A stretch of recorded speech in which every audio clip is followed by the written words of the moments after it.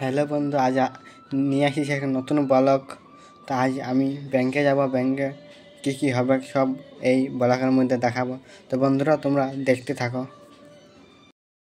আমরা বেড়াই গেছি ঘর থেকে, তখন আমরা যাচ্ছি ব্যাংকে, সব দেখাবো ব্যাংকে কী কী হবে, কী কী নেয়, কত টাকা তুলবো আমি। হ্যালো বন্ধু, ব্যাংকে যাই না দেখা যাচ্ছে। হ্যালো বন্ধুরা, আমরা ফাইনালি ব্যাংকে পৌঁছে গেছি। এবারে ঢুকবো আমরা এটিএম তুলতে, টাকা তুলতে। বন্ধুরা আমরা টাকা তুলে রাখ গেছি 10,000 টাকা ফোনের। তারপর ঘর যাবো, ঘর যাওয়ার টাকাটা দেখাবো। বন্ধুরা আমরা ঘর আছে গেছি, ফোনের টাকা তুলে নিয়ে এবার তোমাদেরকে দেখাচ্ছি 10,000 টাকা। হ্যাঁ বন্ধুরা, এটা 10,000 টাকা এর মধ্যে আছে। 10,000 টাকা আছে বন্ধুরা, আমি 10,000 টাকা পেয়ে গেলাম। তো ভিডিওটা আমি এখানে শেষ করছি।